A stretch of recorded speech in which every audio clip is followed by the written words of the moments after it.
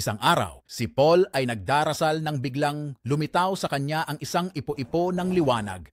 Sa isang kisap mata, natagpuan ni Paul ang kanyang sarili na lumulutang pataas sa kalangitan, pataas ng pataas, lampas sa mga ulap at sa isang lugar na walang katulad. Dumapo siya ng malumanay sa lupa, nagawa sa mga ulap na kumikislap na parang mga diamante. Wow! Ito ay hindi pangkaraniwang lugar, ito ay langit. Wow!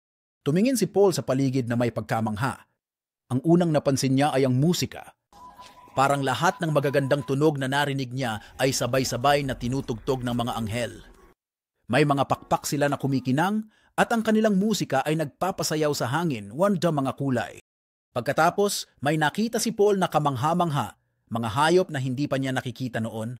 May mga leon na may pakpak na nakikipag-usap sa mga paboreal na may pilak na balahibo at mga banayad na higante na kayang lumutang. Kahit saan siya tumingin, may mga nilalang na puno ng kagalakan at kapayapaan. Wow! Sa harap ni Paul, may maisang daan na may banal na liwanag na patungo sa isang napakagandang palasyo. Ang palasyo ay gawa sa kristal na napakalinaw na. Makikita mo ang bahaghari sa loob nito. Habang naglalakad si Paul, ang mga bulaklak sa tabi ng daan ay namumulaklak para sa kanya. Oh, wow! Bigla sa harap ng palasyo, may nakita si Paul na isang figura na napakaliwanag na halos hindi niya makita. Si Jesus yon, napapalibutan ng nakakasilaw na liwanag. Ngumiti si Jesus kay Paul at ang kanyang puso ay napuno ng kaligayahang hindi pa niya nararanasan.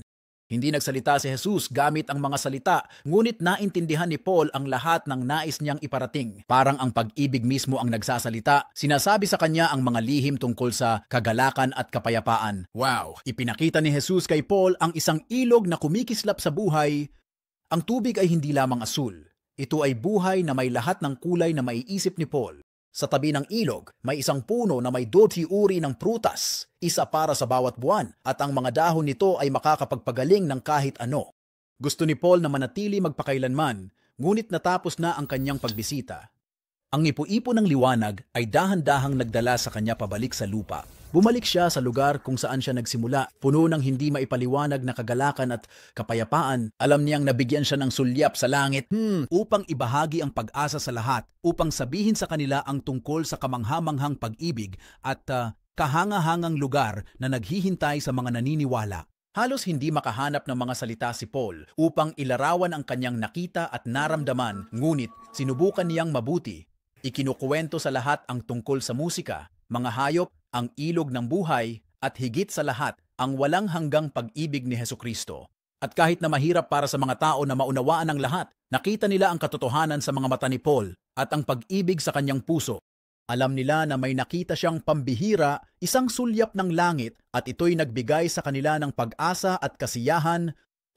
Sa kalaman na ang paraiso ay totoo,